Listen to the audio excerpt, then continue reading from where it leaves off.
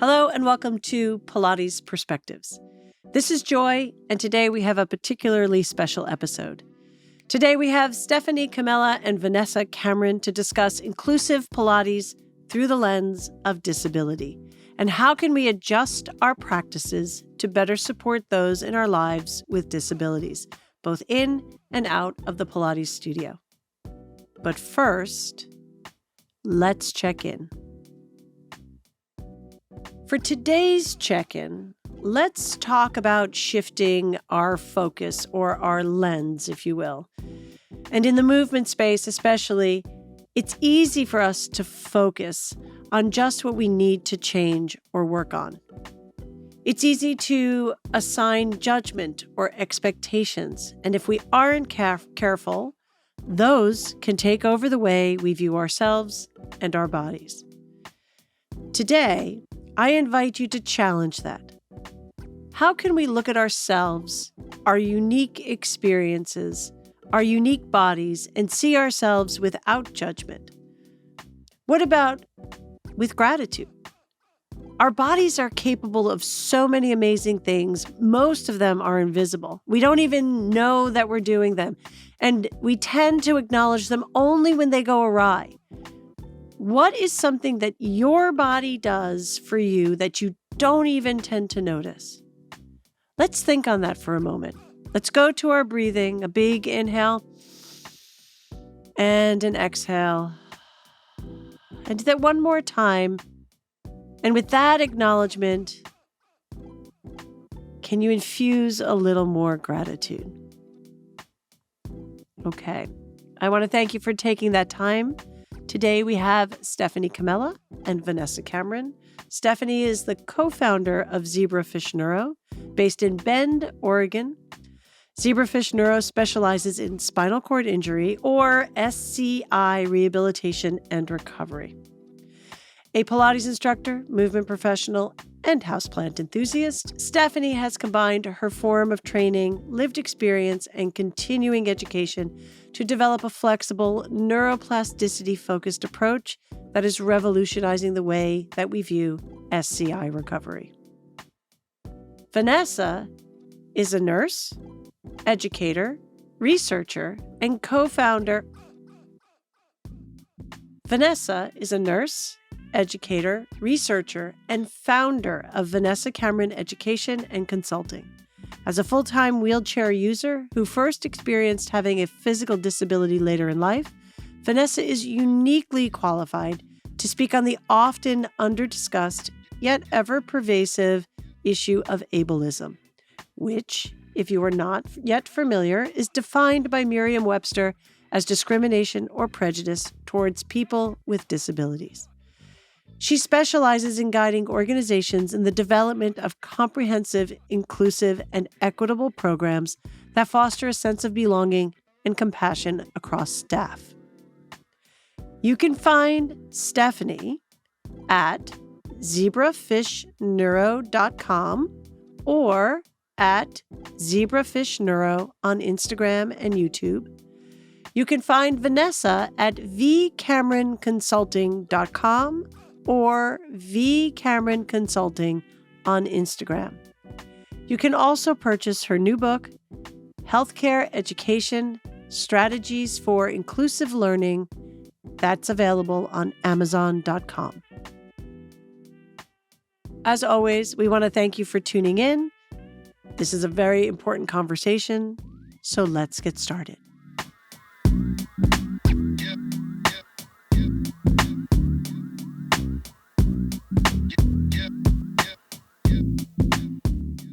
Okay, I am really excited for this conversation. What the audience doesn't know is we've actually been sitting here for the last 45 minutes because we've been having technical difficulties. And that's actually been a godsend because I feel like we just really started to engage more deeply into this conversation of working with clients with disabilities. So I'm just going to throw this out here. Let's start from the beginning. Vanessa, why don't you tell us a little bit about your accident and how you met Stephanie? Yeah, so I was in actually a rock climbing accident in April of 2021.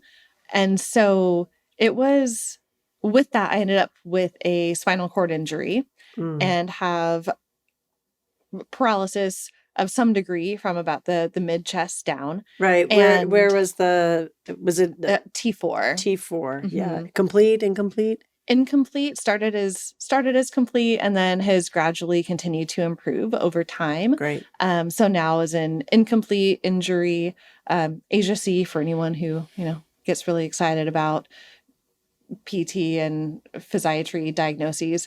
But about 6 months or so after I was injured was actually when I first came across Steph and Zebrafish Neuro. And it was a class that was being put on, a virtual class. Right, because this was COVID, if I'm Yes. Right. People got COVID dogs. You got a COVID injury. Right. After I went through my sourdough bread baking phase, I went into spinal cord injury phase.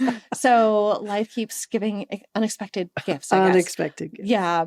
And so it was about 6 months afterwards, and Steph was putting on this class, and I had just seen it. I think it was through NorCal SCI, and I was like, well, I'm curious about what that's about.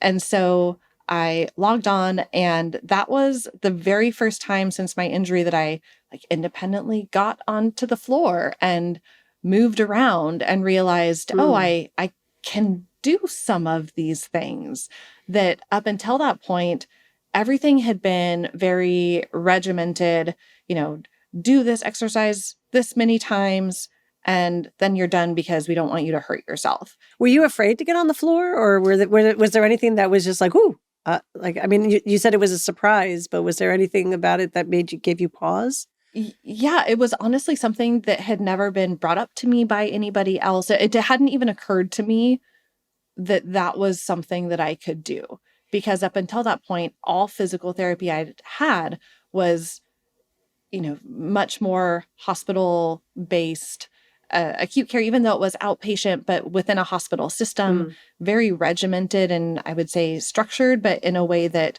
felt maybe a little more limiting than it felt giving me access to my body. Oh, interesting.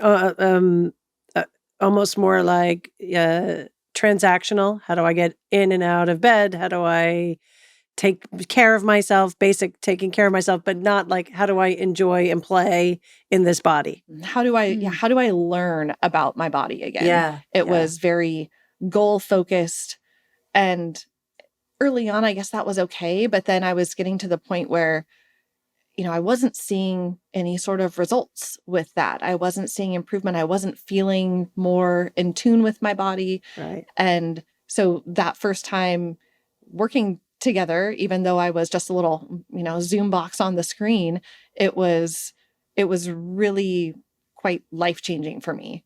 And I don't say that lightly. It completely changed the way that I was thinking about my recovery. And you're making me tear up over here. We're like 2 minutes in. Oh my gosh, we're 2 minutes in. But it really changed the way that I approached what my life might look like going forward. So I think that's fantastic. Stephanie, while you were teaching that, did you have any idea that was happening on the other side of the little Zoom box? No, I had no idea. I knew I was speaking to the community that I wanted to speak to, but I actually just heard that for the first time today. That's how she connected and found me, was through that webinar, which I hardly remember. But the fact that it made just such an impact. I think we're going to get into this word accessibility today, I think. And I think that's kind of, it's a tribute to how can we make some of these things more accessible for the community through the online space, which has been kind of interesting and fun. But yeah. I love this story because I think it's almost an extreme example of what a movement practice and what teaching Pilates, I think, means to many people, both on the receiving end and on the giving end. I always think of it as sort of the quiet legacy of teaching. You're teaching, you know your audience, but you're not, you You don't know how those little nuggets land in each individual body at any given time, Yeah. and what that sparks in an individual. So I think that story on so many levels is just fantastic. But now what I'm like really super interested in is then like how did this progress? Like where did you guys go from there? Well, I guess so. This was COVID era, COVID time of everything was online. And during that time, I got both the courage and the inspiration to move a pretty much fully in-person practice to an online platform. So I was doing remote coaching and remote webinars. Now, how I even had the courage to do this is mind-blowing, because I went essentially from going completely hands-on with someone, facilitating someone's movement, helping them move their body, like very manually, very physical, to then how am I going to do this on the other side of a screen in someone's living room floor or hospital floor. Right. So yeah, so all of that went online. I did some webinars, clearly resonated with a few people. Word of mouth, people started to find out that I was doing this. And then actually Vanessa reached out and said, how do you feel about me just coming to your home and we do an intensive? And I said, well, I haven't moved into my home yet. I don't have a studio yet, but let's schedule it. And as long as you're okay with no mirrors on the wall, and I think freezing cold. It was real cold. I hadn't figured out my heating yet. It was cold. Yeah, and so she was the first one that came to my now studio in Bend, and one of my first intensive clients, where we worked for, I think that one was like 3 days straight, 3 days straight. So, and we've been working together ever since. That was 2022. Was it? Oh my gosh, it was 22. Yeah, that I met you in person. Vanessa, you are a healthcare educator, right? Tell everybody a little bit about what you're currently doing. Yeah, so I am a nurse educator, nursing professional development by specialty, and that's kind of the specialty that I've been in for the last 10 years or so. So really all about continuing education within the healthcare space. So post-licensure in a medical center, things like that. And what I'm doing now, I work at Vanderbilt University Medical Center and help them with some different grants that they have. I recently finished my PhD, and yeah, very exciting. That was all focused on ableism in healthcare. And obviously, having this type of an experience really shifts your worldview and your perspective. I mean, and instantly I went from being in the very best shape that I had been in my life to suddenly relying on everyone for everything and having no idea what my life might look like moving forward. Right. And in that split second, everything changed. And so that also shifted kind of what my focus was moving forward. And I think a lot of my goals in life. And so I've really put a lot of effort into trying to teach and bring more awareness around ableism in healthcare spaces, but also how do you generally create an inclusive environment? So not just disability specific, but inclusive for everyone, because I think that's a really important piece of any space. And when you're thinking about teaching others, when you're thinking about how do I learn effectively, and then in healthcare, how do the people that are learning, how do they go out and effectively care for the community? And so that's really what my focus has been, is creating inclusivity within that teaching learning space within the context of healthcare, but bringing that disability aspect, because I think that's something that not everyone is able to bring or is comfortable and vulnerable enough to talk about. There's so much there to unpack. So let's unpack some of that. First of all, what exactly is your PhD in? So I have my PhD in nursing. In nursing. Now, before your accident, were you heading toward a nursing degree? So I had been a practicing nurse for about 10 or 11 years at the time that I became a wheelchair user. So I was already heavily ingrained in nursing and nursing professional development. And I had actually already been accepted into a PhD program. I accepted my position the week before I got injured, that spot. And they very graciously, it was George Washington University out in DC, and they saved my spot for me for an extra year to allow me to have a little bit of recovery time. And so I was already kind of headed that direction and really focused on diversity and how do we have a culturally humble space. I don't know if culturally humble space. I'm not sure That's if people beautiful. Thank you. So often the idea of cultural competence gets brought up within healthcare. And I am a huge proponent of shifting to cultural humility. No one can ever be competent in somebody else's culture. I love that. Yeah. That's the first time I've heard that. Yeah. So instead we need to be humble and say, I don't know everything there is to know about you as a person. And therefore I need to ask. But isn't that kind of the heart of what we're here to talk about, right? Yes. Yeah. So, here you have a disability, and it would be easy to either ignore it or to overcompensate for it.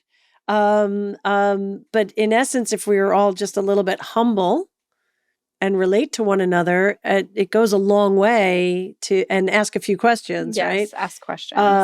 That sounds like that would go a long way. So I think the cultural humility is beautiful. I think that's a beautiful concept. So your PhD, sorry. So now you went back for your PhD. This is a year after your accident. Mm-hmm. All right. Let me ask a question, because in a split second everything changed for you. As a nurse practitioner before and going back to school for your PhD, how was that different for you post accident? No, that's a good question. And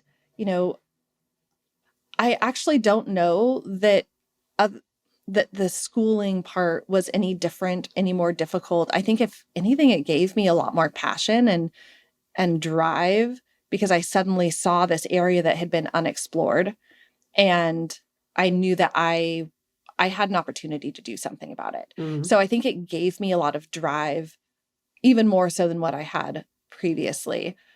If anything, I think the most difficult part post-injury of returning to healthcare, I was working in an emergency department doing professional development work, running a residency for newly licensed nurses, all of the continuing education for the interprofessional staff. And I went back to work in the hospital about 4 months after my injury. 4 months. Wow. Yeah. And that was incredibly difficult, not only physically, but emotionally, seeing this space that I had always felt very safe and very comfortable. And it was suddenly very clear to me that I no longer fit that category. Right. Right. If any time that I had to interact with someone outside of my direct team, the automatic assumption was that I was obviously lost and not supposed to be in the meeting because I'm in a wheelchair and therefore I'm a patient. Right. It was being interrogated using staff elevators.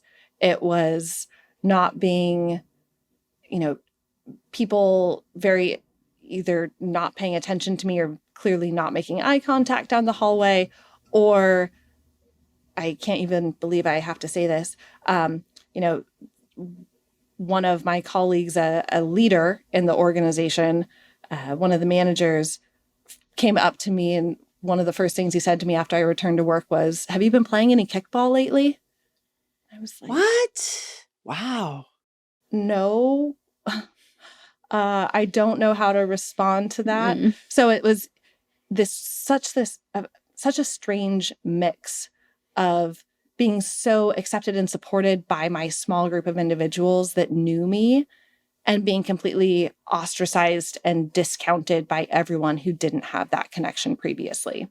And that was kind of a crash course into maybe what life is like with a disability, regardless of space. Of course, that's my workspace, but I encounter a lot of those same situations in any space I go into where people don't already know me and know kind of what to expect or what that relationship with me might be like.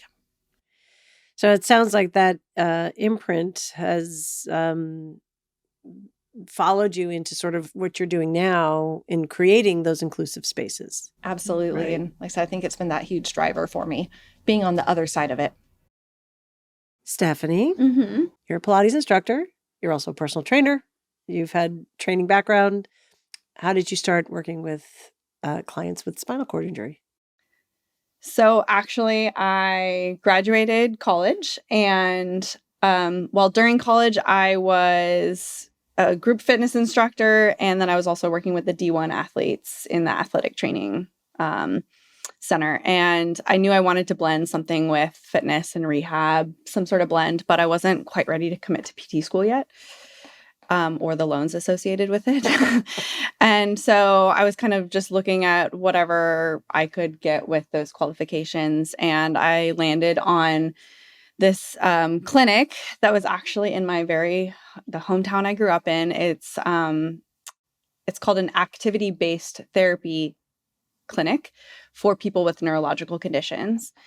And essentially that center serves as a gap between when someone gets discharged from physical therapy and occupational therapy, and then maybe before, if they ever get to more of a general wellness community, like a 24-hour fitness or something like that. So we sort of served as intermediary, and everything was one-on-one, basically personal training, adaptive for people with neurological conditions, spinal cord injury being one of them. Right. Mm-hmm. So more broad-based neurological issues. Yeah. Mm-hmm. Mm-hmm. Yeah. Okay. Were you prepared for that? No, not at all. I actually had no idea what I was applying for when I applied for the job. And I went in there and everything was very much on the job training. I think I did like an in-house training and observation for 3 weeks. And then I was, what I say, thrown to the wolves.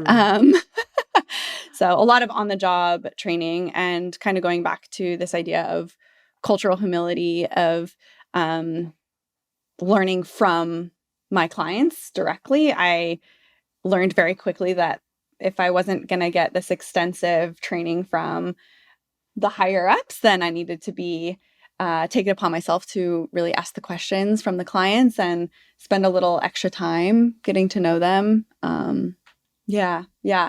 So that brings two things to mind for me. Like one is I think that's super important for everyone, not just working with clients with disabilities or neurological issues specifically. I think we are afraid sometimes, and we're always looking for the answer to come from a workshop or a person who has a specialty, or, some grand, I don't know, somebody's going to like pass on this wisdom. And actually the person with the wisdom is the person you're working with, right? They're the person who are inhabiting their experience in their body. And so they are the people to learn from, So I think that actually, when I think about looking at inclusivity through the lens of disability, that's one of the big lessons, isn't it? Absolutely. Asking the questions. My little context, I started Zebrafish with one of my clients turned business partners, Theo St. Francis.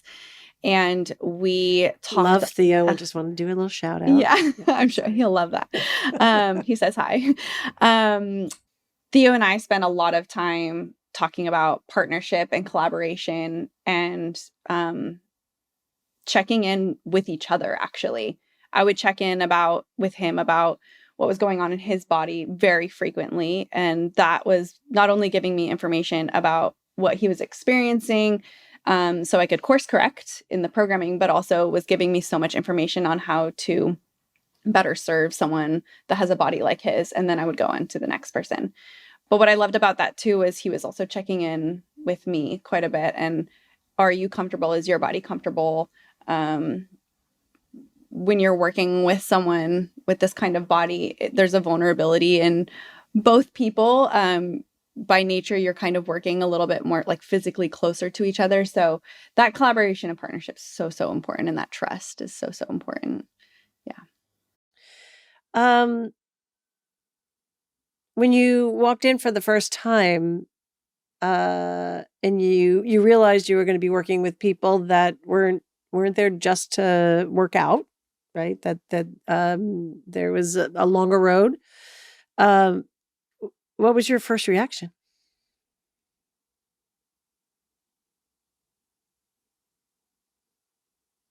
And why did you stay?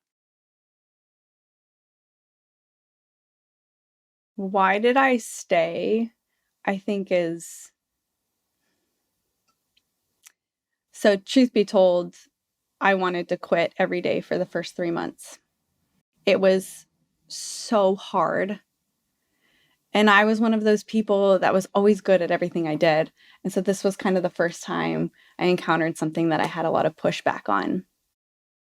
And I just told myself, make it through 3 months and then you can make your decision.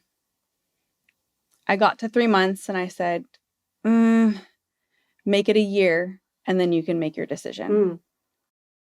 It was so hard, Joy. Like I actually know that clients didn't want to work with me. But I think the turnaround was me making that commitment to myself to give it a go. And then we keep coming back to this whole thing about asking questions. I started asking clients, like the client that I had right before my lunch break, I would ask them if they could stay 15 minutes and I would work into my lunch break just to get more confidence and ask those questions and ask, how does this feel when I do it like this versus this? And I felt like that 15-minute window really gave me the opportunity to play without the pressure of performing. So it almost sounds like you went from, I don't know, showing up to being curious. Yeah. And that was the switch point for me from trying to be an authority, which I wasn't. Like the reality was I wasn't trained in this. This wasn't my background fully. Trying to be an authority versus being a collaborator. So I'm just going to keep cycling back. Yeah. Like, that's another fantastic lesson for all instructors, right? Mm-hmm. Like, Vanessa, is she going to fix you? Absolutely not. Right. My spinal cord will never be like it was. But I have learned so much about my body and how to work with my body from our time together that I would not have gotten any other way. Right.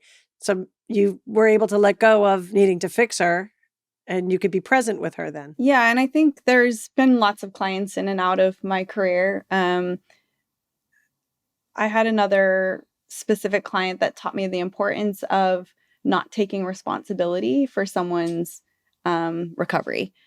This individual, I was so emotionally invested and would go home crying because I didn't fix him. And I finally just said, it's not my problem. Like I'm doing the best I can in the moment I can with the tools and education that I have. Like I am giving it my best. That's all I can do. And once I recognized that it isn't my responsibility, and Theo was a big player in this as well. He would talk a lot about ownership and owning his own process. And, it's an equal partnership, but a lot of him, it's his life. He's responsible for this. That really flipped a switch in me. And I think I'm going to say it dropped the pressure on me. It's not to say I tried less. I still gave it everything. I still give everything I have, but the pressure is just not there. Like I'm not there to fix or cure someone. Right. And I just want to give a shout out to you, if I can, like little brag on Vanessa. She's one of the clients that I have that really executes on her home program. And like you've seen so much progress. Oh, you mean the PhD student, right? The nurse turned PhD student turned educator who has a consulting company has delivered on her home program, and you're surprised. She's a dream. She's a dream client. I mean, I see you in person twice a year, and we check in online once or twice a year. And she's got this, maybe unbiased opinion, but I think a great program that she follows very well. And she's taken responsibility for that. And I will say I am a part of your process, but holy cow, when you look at the man hours, like that's on you, right? That's the responsibility. Because it's your life. Yeah. So I think, and we've been talking about how do we create, more accessible spaces? How do we like invite more people with disabilities into our studios? And I think just instructors, if they could check themselves and just say, look, it's not my responsibility to fix this person. I'm just going to show up with the best I can, with the tools and the knowledge that I have, the best I can, and that's all I can do. Mm. And to ask questions. And to ask questions. And to ask questions. And along that line, I think that's great advice for instructors, because for the most part, people with disabilities who are coming into that space, like, we know our bodies. We know what we can do, what we need help with. We know how to ask for the support that we need. And I don't want to say that everybody does that, but I think that is something, that's a skill that you learn being disabled, is how and when to ask for help. And because of that, we also, we know how to tell you, this is what I'm looking for. This is what I want out of the experience. Here's what I'm hoping I can get from you and from our time together, where you don't have to be the expert. You don't have to know how to fix things. You just have to listen and then figure out what's your part to play in that relationship. Mm-hmm. So I guess along those lines, let's talk a little bit about ableism. So ableism, again, sort of the definition of it. Yeah, so it's really the discrimination or prejudice against people based on their disability status. Okay.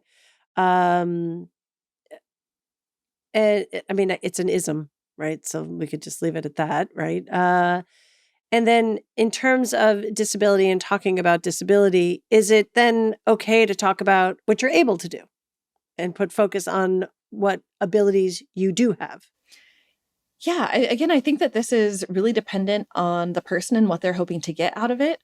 As far as if someone says, here's, and I'm just going to stick with paralysis because that's the context that personal context that I can bring, says, here is where my paralysis starts, and I really want to focus on strengthening my arms because I can. Then Right. Yes, let's focus on what you're able to do. Yeah, ableism is all about that prejudice piece versus, the disability aspect. It is really just this descriptor, and there are things that because of my disability that are going to be more difficult, that I'm going to need different types of support with, and we can acknowledge that, but it doesn't have to be necessarily the focus.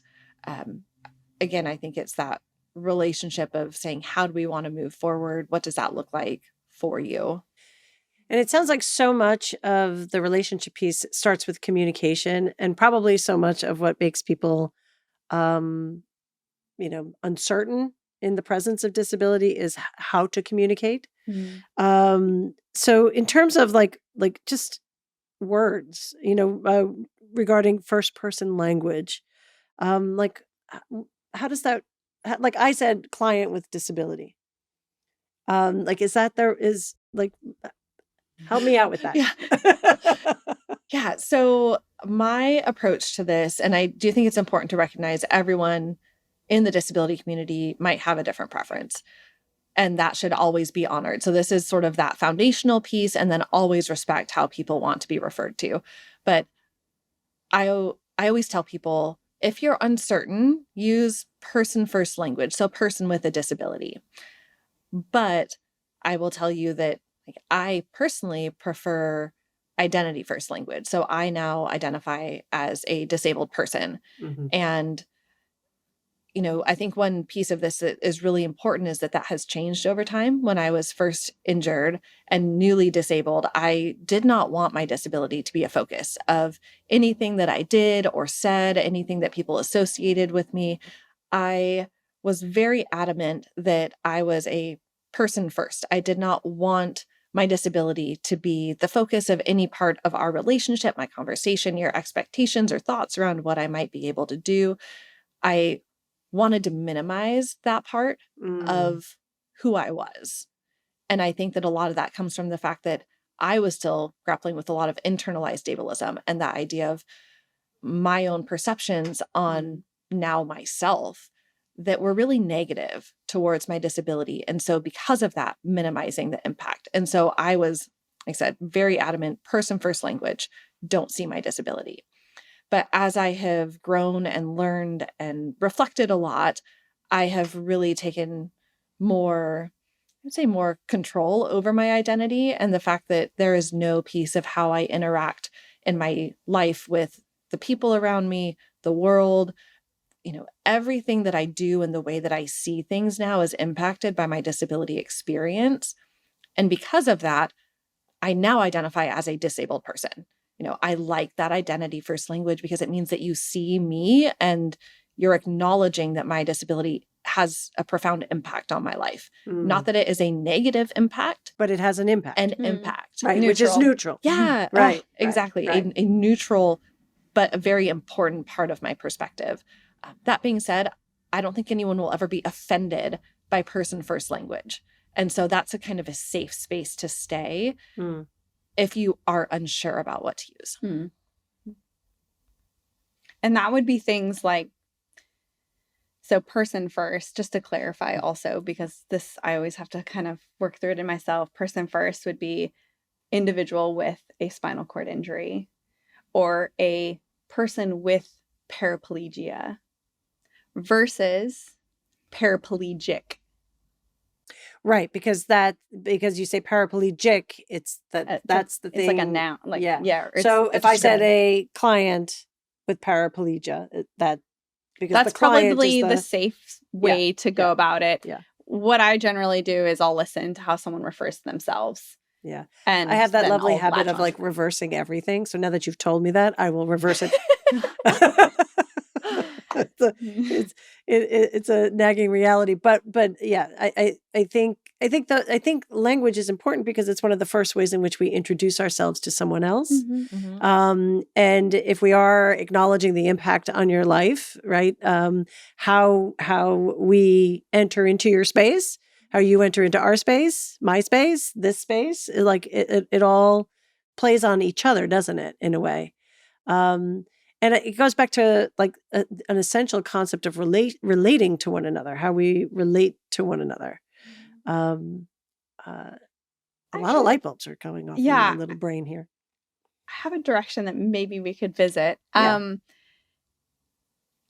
you're talking about relating to people, and I mean, describing you as someone who uses a wheelchair, the way that we orient ourselves to another person is to say, okay, you are a wheelchair user and I don't use a wheelchair. But then we also sort of migrate then to, well, what caused you to be in a wheelchair? And then our first thing out of our mouth is, what happened? No, my least favorite question of all time ever. And I think I think it was the first question I asked you. And I was going to bring it back to that. Joy. I think, well, you can speak to this, but I think in this context, this is an educational setting. It's a safe setting. We were trying to create context. Right. We were trying to create context for the conversation. And I think that's fine. But I think it's important for people to know that that's almost never the first question you should ask someone. And it's very personal and vulnerable. And maybe you could speak more to that. Yeah. So this is something, and I would agree. I think, we had also already been talking for quite a long time. And whenever I enter this type of an environment, I'm coming in knowing I'm going to talk about my story and my experience. But, my becoming disabled was one of the most traumatic things that has ever happened in my entire life. And so when a stranger comes up to you do strangers come up to you and ask you what happened? Sometimes before or after asking whether they can pray for me. Oh, so interesting. It is one of those things that if you can imagine going up and before someone even asks what your name is, or if you're having a good day, their first thing is, what happened to you?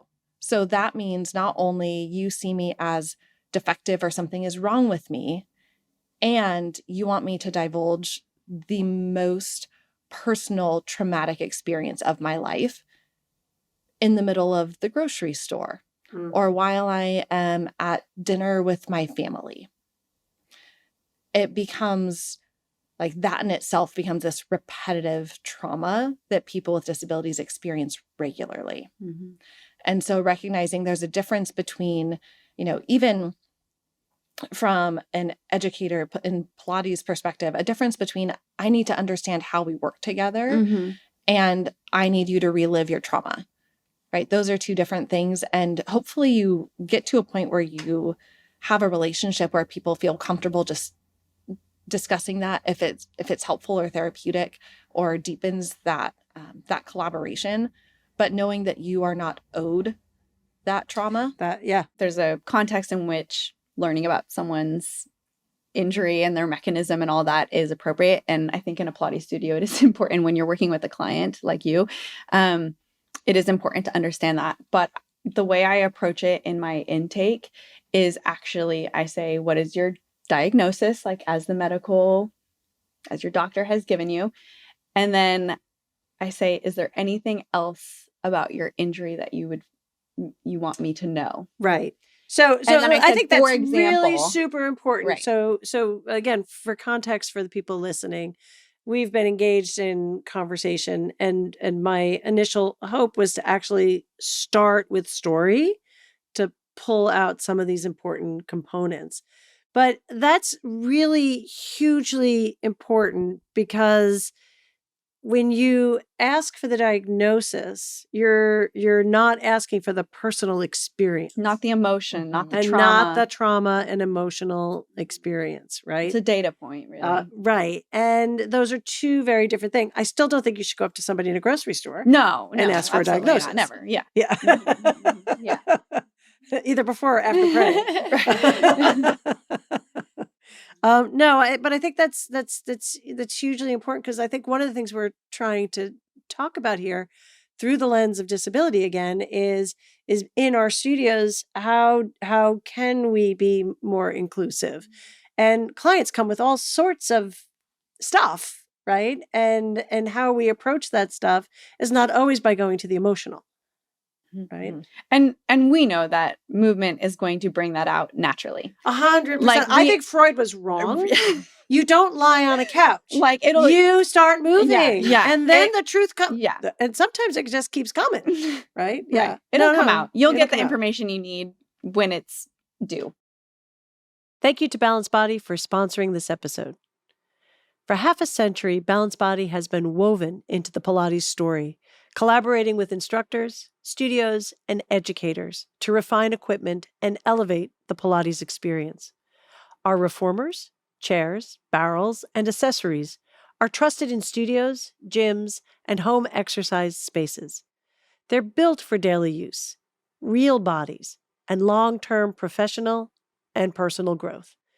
When you invest in Balanced Body, you're choosing a high-caliber apparatus from a company that keeps you, our customer, at the center of everything we do. Learn more at Pilates.com. All right, so let's take this now to movement. Let's take this to Pilates. I think as our relationship grew over the course of several intensives, you have highlighted certain things about my program that are working very well. And you have also helped me sort of figure out things that need development. She's the right person for that. She is. And I think also because you are so open to sharing your story, especially on social media, I was able to talk through some of your programming on social media and really be able to share your programming through socials and educate the greater community just from your experience there. So learning how to take a clinical, a very like in studio experience and bring that out into a more educational context. I would say that's what I've learned from Vanessa. And your time together, it doesn't have to be the first session, but the intensive overtime. Yeah, I think what I have learned, which I have appreciated so much, and I think, as I mentioned, I think in the very beginning, that working with Steph has been really life-changing with how I approached my recovery and rehabilitation. And it's because I went from being, in the beginning I think this is probably an automatic response from many people after sudden paralysis, but like, I need to walk again. That is the goal, because that is the thing that everybody focuses on around you. No one cares about all the other things that they don't see. They care about the fact that I get from point A to point B on a thing with wheels instead of my feet, which honestly, in my day-to-day life, doesn't affect me a whole lot. So I was able to shift from this idea of what I'm supposed to want and what I'm supposed to care most about to this idea of just being really curious. about my body. And that's something I've appreciated so much because I will never fail at being curious. There's a really good chance I'm going to fail at walking again if I try right now, right? But I will not fail about being curious about what my body can do, whether it is today or looking ahead to say, what are my goals for the next 6 months? What do I want to work on and focus on? That is something that I have control and ownership over, that I also know I can continue to adjust and adapt. And it keeps me motivated because I continue to see these little wins. I think that's also the language around goal setting. I don't usually use the word goals because what if it never happens, right? And then we're sort of just setting ourselves, like, what if it's a literal limit for you? And so I tend to use the word priorities, program priorities. What do you want to prioritize? And then also in your comment about staying curious, a lot of times my cueing will revolve around the word try. What if we tried this? Try doing this, because you can't fail at trying something, right? You can always try. And so there's success in the trying. And then if it doesn't work, we usually just laugh. Yes. And we say, whoop, that didn't work. But at least we tried, but we tried, right? Yeah. There's something, so changing the word to priorities does change things, doesn't it? Like, language is important. Yeah, I think language is important, but when you start, I think there's a balance there. When you become over conservative about it, maybe you feel like you're treading on eggshells, when it's like, maybe we should just ask the question, right? What is the preference? But also always continuing to audit your language to, like, how can I make this more inclusive? Or actually get to the point of what am I trying to say here? What are we trying to say? What are we trying to label here? Like, what is it that we're trying to do? Goals. Yeah. Okay, goals. But what are your priorities? Like, what do you want out of life? Really? Right. What's the priority?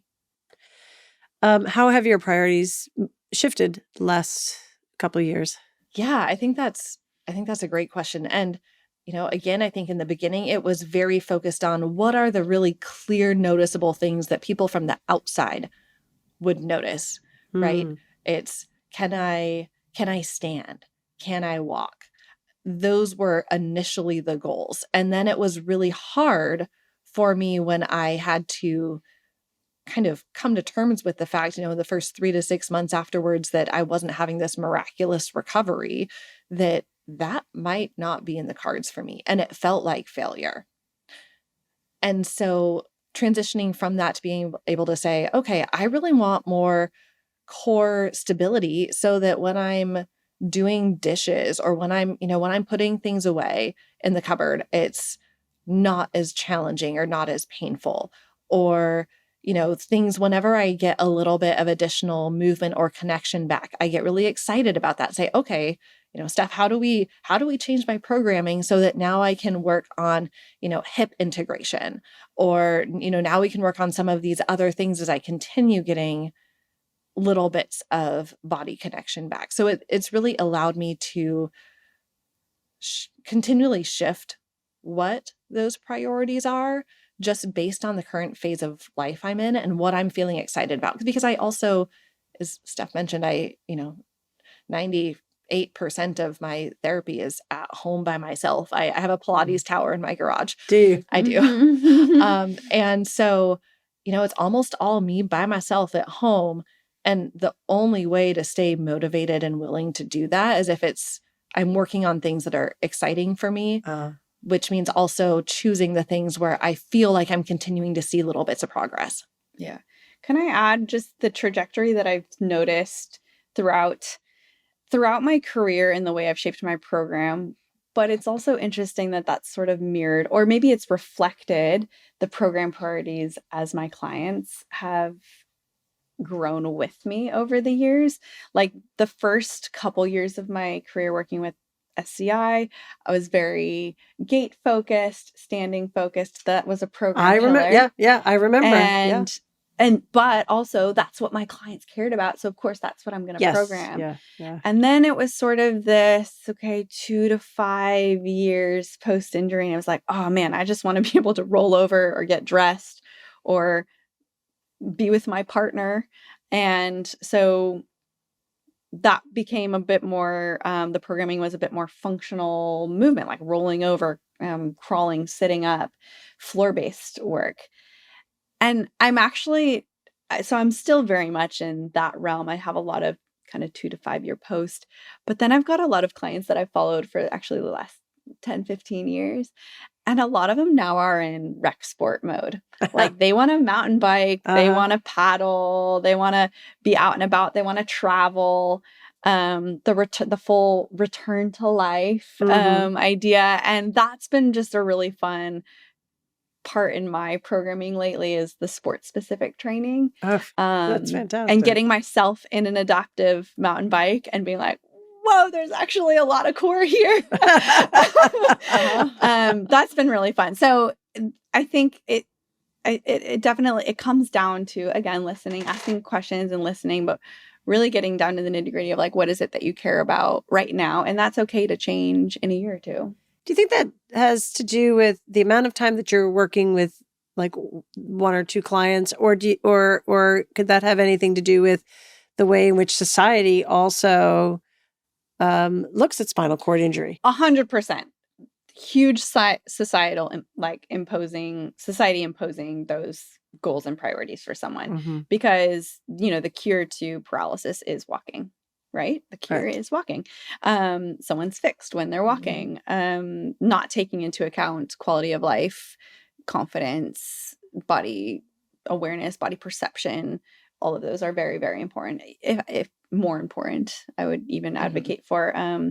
So yeah, I think, and even at the beginning, and correct me if I'm wrong, and at the beginning, everyone's coming to you and saying, oh, are you walking yet? Are you walking yet? How's the walking going? And so you maybe even have this thing of like, oh, I should care about walking. Oh my gosh, everyone's asking me about this. I should care about this.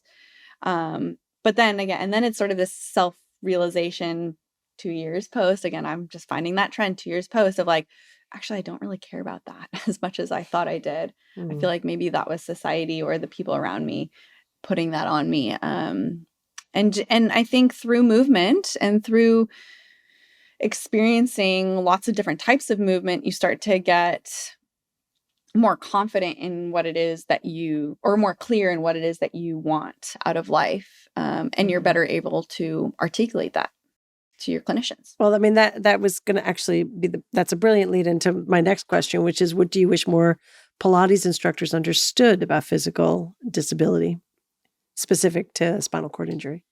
Yeah, that everyone's priorities are different. We just touched on that. I would also say that put your assumptions to the side.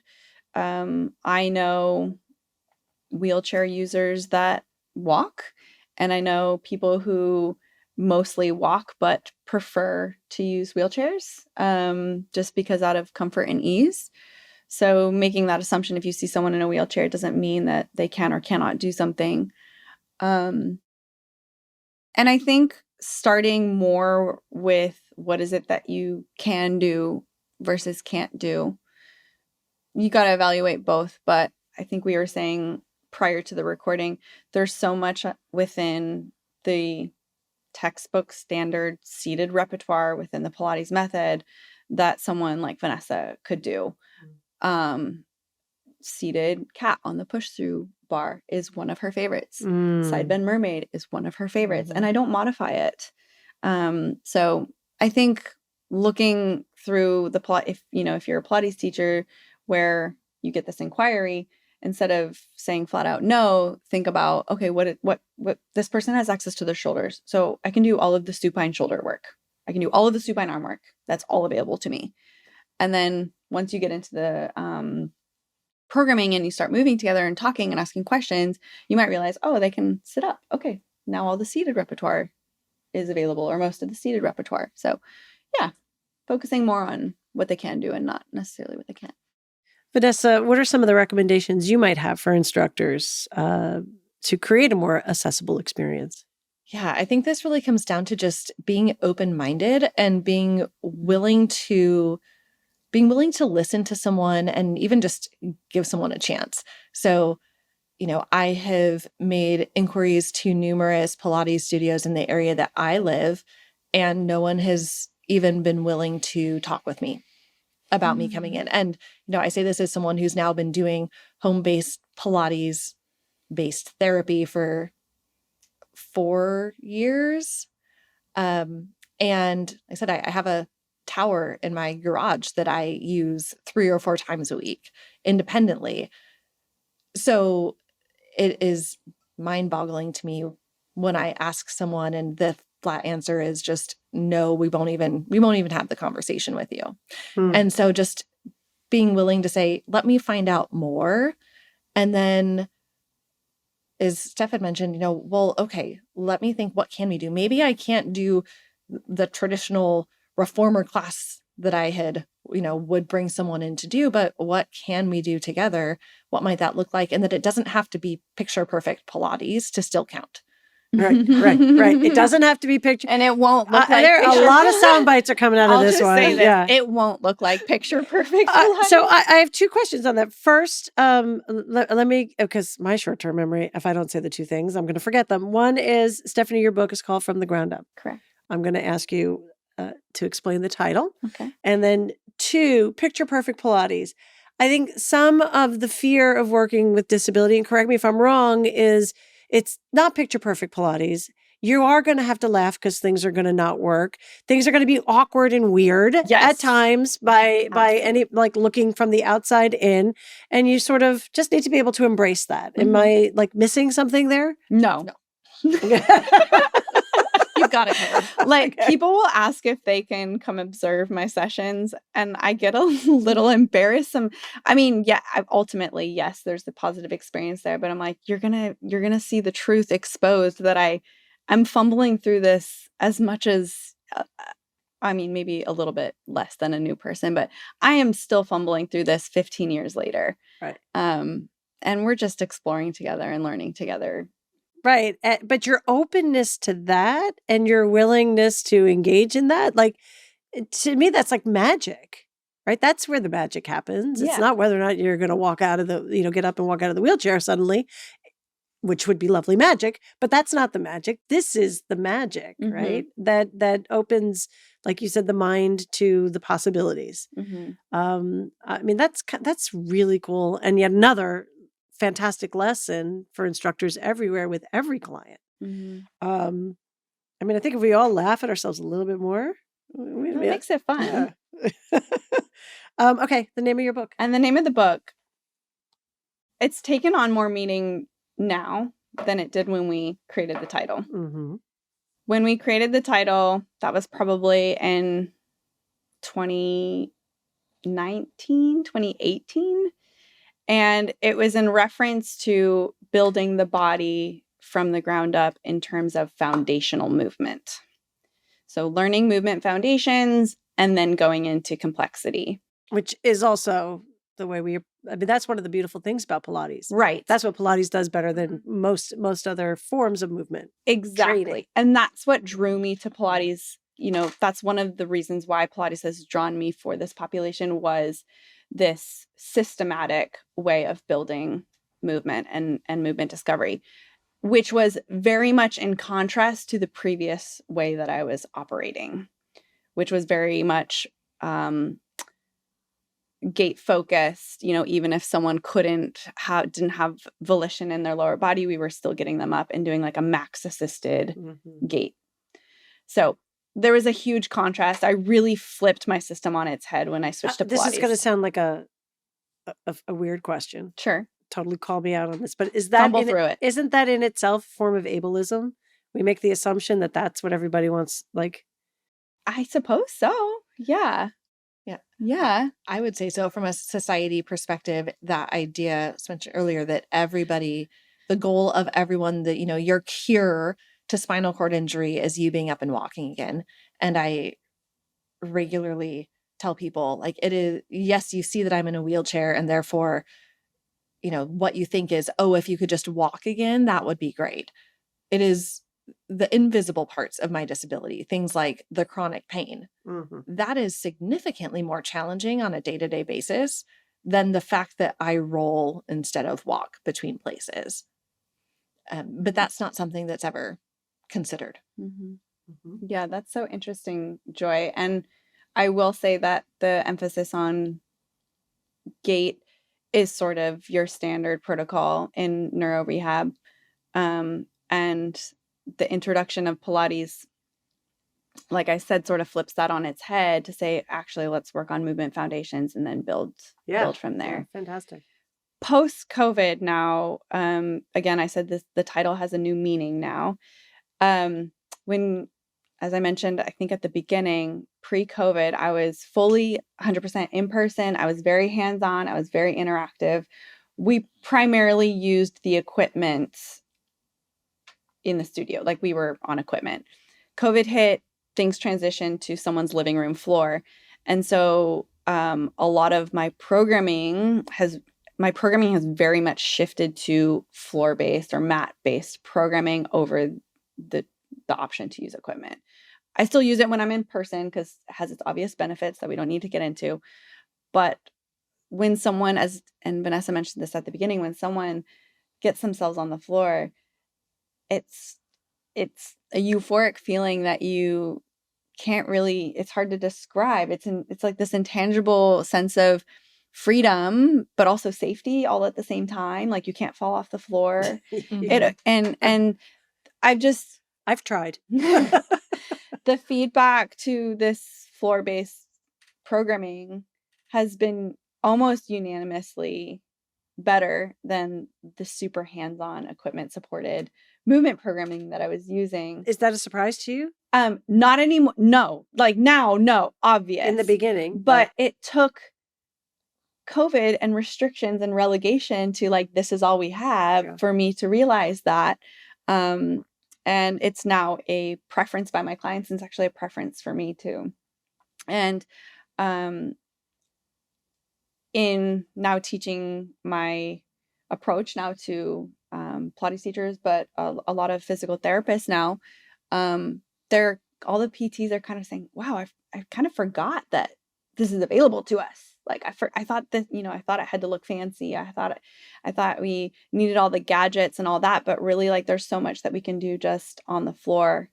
And actually one of my clients says, I love your program because we don't use gadgets.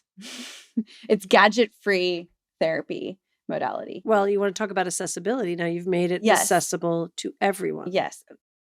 Assuming they can get on the floor. So that's a whole another thing. But, we say floor-based movement could be synonymous to working on a bed. So we say that. But yeah, in terms of accessibility, holy cow, you don't need to spend money on equipment. If you're on the floor, you're likely moving your own body around. So you're not paying for someone to physically do that for you. That's got to be, Vanessa, like truly like freeing. It absolutely was. And one of my favorite things about it is the fact that no matter where I'm at, so I do quite a bit of travel between work and consulting work. I don't need to worry about, well, what's the gym like? Is there, can I find the things that I need? In my bag, I would pack a little squish ball. And I have some sliders. So I could deflate the squish ball. I have some sliders, like, Pilates sliders. And if I really wanted to, sometimes I would have a water bottle. I could fill it up with water and now it's like a little weight. Yeah. And I could do my entire home-based floor program with taking up essentially zero suitcase space, and I can do it no matter where I'm at. Which is so revolutionary that's amazing for a non-disabled person, but I think for someone where there's so many parameters and like conditions have to be perfect in order for me to do therapy and I need this specialist and all of that, it's just like for her to be able to do that. Oh my gosh, that's what I'm working for. So again, going back to your question, the title has this whole new meaning now to me. I mean, I really have chills when I think about that because I think about how inaccessible the equipment can be. right? But really how this now just really opens up so much opportunity to connect to your own body, anywhere. I call it so one of my program pillars is creating opportunities for self-supported, self-generated movement, and working on the floor is a great place for that. All right, this is to both of you. What are some of the changes you would like to see in the Pilates space to make it more accessible to people with disabilities?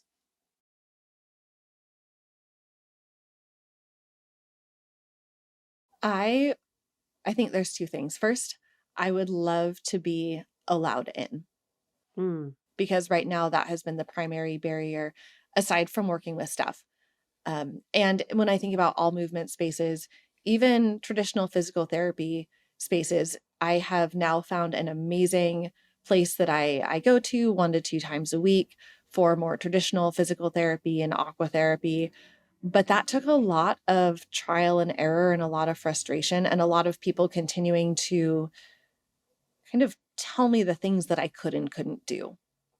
And so finding a place that just allowed me to go in and explore and have the support that I needed in the way that I needed it, which I don't feel like was asking for a whole lot. It was really just listen to me and be curious and be willing to try. I think that is such an important piece that I have found to be really lacking. And the other thing, which I think is the next step, is representation. So ideally getting to a point where I am not the only person who looks like me in a space.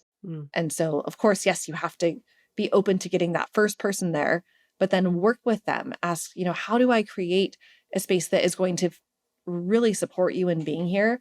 And not just does it fit ADA standards, but is it actually accessible and supportive in a way that you need? And then more will come, more will follow. There are lots of disabled people out there who want spaces like this.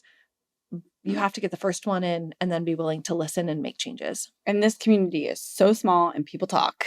Yes. And word of mouth referral is massively valued. Yeah.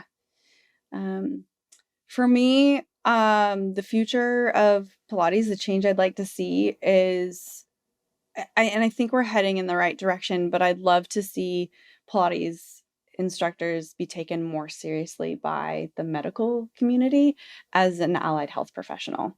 I think what I have loved over the course of the last year in my professional development courses is I'm now getting, within the same course, I'm getting Pilates teachers, physical therapists, occupational therapists, rec therapists, personal trainers, all within the same course. Terrific. And we're all starting to talk. Yeah. And it's not that one profession is valued over the other. It's an understanding of what role we take in this person's journey through recovery or health or whatever. And if we can be more respected in this profession, I think physical therapists and occupational therapists and the medical community in general would be more likely to refer. I love you're like, we all talk. I wish the medical establishment would just know we all talked. We all talk to each other. Yeah. We all talk. But if there's a referral system, and then someone like Vanessa wouldn't feel so wary about inquiring, even to begin with, right? It's just, oh, my doctor told me to do this, so it's the thing to do. And it's almost normalized as a part of someone's journey through the recovery process. As you guys are talking, one of the things that's coming to me, and let me see if I could say this correctly, is the only downside to what you're saying, Stephanie, is the more all these entities come together, the more standardized. We talked about the word standardized. You try to make something, it almost feels like it takes the very thing that you guys are saying is so important: the curiosity, the ability to, be willing to be vulnerable, the asking the questions, and the focusing on not the fixing, but the body and the person in front of you and their life, the impact this has on their life. Those might be the very things that get sacrificed. Yeah, I think you're right. And but I do think that there's a way that we can have this curiosity and the freedom, but then also have a bit of structure to have that. And I think, and I think, you know, I was listening to Elizabeth, your interview with Elizabeth, sort of in preparation, and, you know, we're going in the right direction with research. Like we're getting we're getting that credibility, right? But I don't think we're losing the freedom. So I don't know. I think we're going in the right direction. And hopefully we know kind of when to sort of say, okay, this is where this is our happy place. Yeah. I think it's conversations like these that make the difference. Right. So it's exciting. It's exciting to have you both here. I have to, I'm sure behind me, they're like, come on. So we have to move on to rapid fire questions. Sure. Stephanie, favorite Pilates exercise and why? Standing roll down. Why? Spinal articulation, period. Okay, period. Full stop. I think we all know. All right, Vanessa, your least favorite Pilates exercise and why? Single leg stance. Got it. Period. Yeah, period. No, period. No, I think that might be an exclamation point. Okay. Stephanie, what is your definition of Pilates? I'm going to actually ask both of you. What is your definition of Pilates? Oh, man. I was talking about this one to Vanessa earlier. I'll try to be succinct. Pilates to me has a lot of different facets. Of course, it's a progression of exercise, a series of exercises, if we want to go more classical. But I also think it's a system. I also think it's a style of movement training. It's a way of approaching movement, from the tone in your voice to the approach based on curiosity. And then something I mentioned, things that we really should be exploring as when we train folks, yes, right? Yeah. I think that style. I think, you know, we talked about how it doesn't look like picture perfect Pilates, and sometimes it doesn't quote unquote look like Pilates at all. But as you mentioned earlier, it's what I'm doing is sort of in the spirit of all of it, is that curiosity and that the intent of integration and the intent of body rediscovery. And I think that really, to me, when I say, I do a Pilates-based approach, that's what I'm talking about, is this sort of more like stylistic and like way of coaching. All right. For me, I really think I would agree with the idea that it's more about the approach to the movement rather than the movement itself, because I recognize that there's not a lot that I will do that maybe looks the same as someone who is non-disabled. For some of the, you know, anything kind of beyond supine exercises. But the way in which I'm thinking about body integration is very different in Pilates than it is in any of the other forms of activity that I have engaged with post-disability.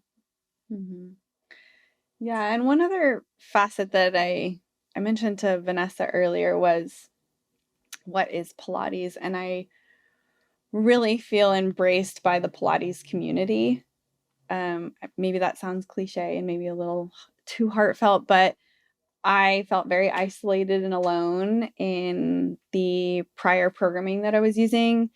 And when I met Katie at Katie Santos at Absolute Center, it was like no questions asked, embraced. And then she invited me to be introduced to you and Balanced Body and the whole Balanced Body community, and then just all these amazing people. So I really feel like Pilates to me opened up my world so much to, yes, the Pilates community, but also other movement modalities, like other somatic like I took a Bartenia Laban workshop, and I would have never done that if I hadn't, you know, kind of gone through this Pilates. So I just feel like Pilates was really like the opening to this whole new world. Yeah.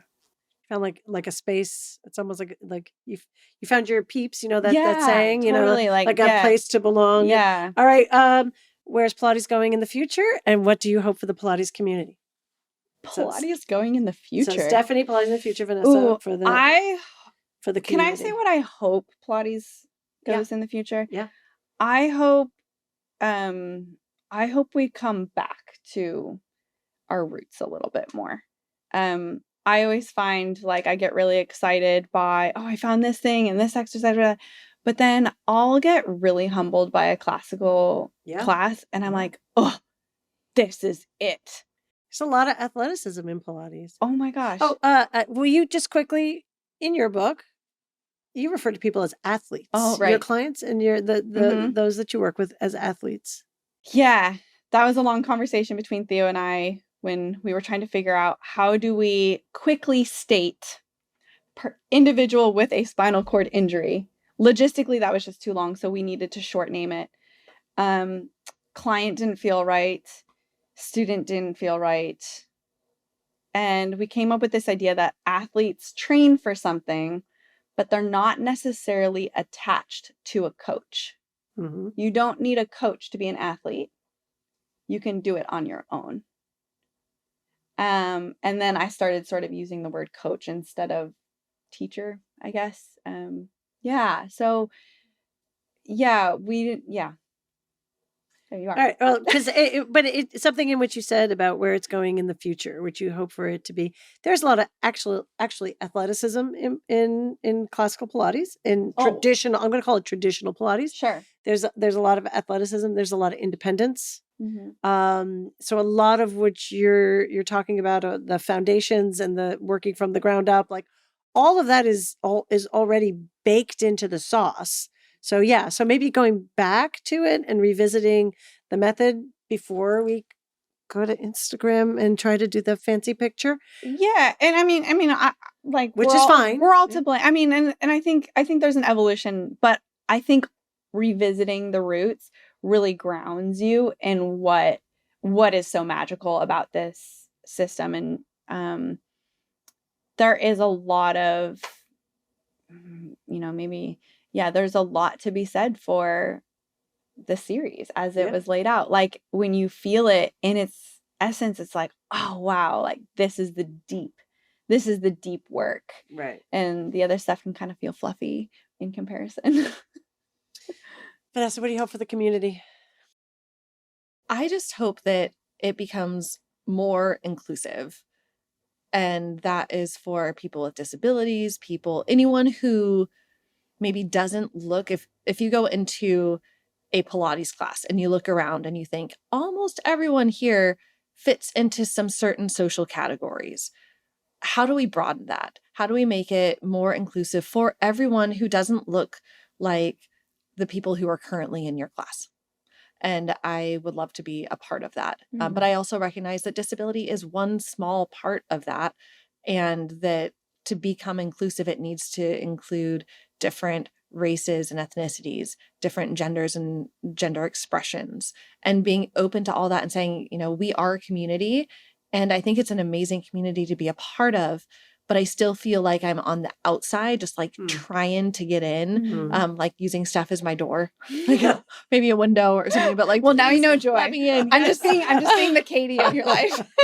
But right, trying to find that way in, because I see what's on the other side of it, and it's been so impactful in its current state, and just wishing I could have maybe a little bit more of the humanness with it outside of the few people who have been like, oh yeah, you're a part of this too. Yeah. It just doesn't feel widespread yet. And so I hope that that's something that can change in the future. Mm-hmm. Yeah. It's really believing that tapping into that humanness and moving like is so powerful. And I don't know, the more we can do that, boy, that to me would be an exciting place to live for sure. Mm-hmm. Yeah. Okay. Before we leave, tell everyone, Stephanie, how can people find you and the extraordinary program that you have? I am most active on Instagram. So at Zebrafish Neuro. I'm on the stories almost daily, so interact with me there. You can also find me on the website, zebrafishneuro.com. I have a book that we talked about. And how can people get the book? Just through the website. It's on our e-commerce, yeah. And then I'm also offering courses for Con Ed. So earn your Con Ed credits with a course where you can learn about spinal cord injury. Great. And so again, where the website is? zebrafishneuro.com. Everything's there. Vanessa, how about for you? You have a consulting business. You have a lot of things that you're doing. How can people find you? Yeah, so I'm also on Instagram. I admit I am not as active as I probably should be with my business account because for some reason I thought running 2 Instagram accounts would be a great idea, much more active, and especially around probably my spinal cord injury and Pilates activities and things on my kind of my personal account, which is vcameron1022. My business account, which is all about the consulting work that I do around ableism and disability and healthcare and inclusive learning spaces, is V Cameron Consulting. And then my my website is vcameronconsulting.com. Great. And the book again? Is Healthcare Education Strategies for Inclusive Learning. Great. And you can get that on Amazon.com. Yes, you can. I just want to thank both of you. I think there's so much in this conversation that is so important. Talk about inclusive to all. I'm really just honored you guys came, spent the time, and I think cultural humility will stay with me, I think, forever. I love that. So happy to be with both of you. Thank you so much. Thanks you, for Joy. having us.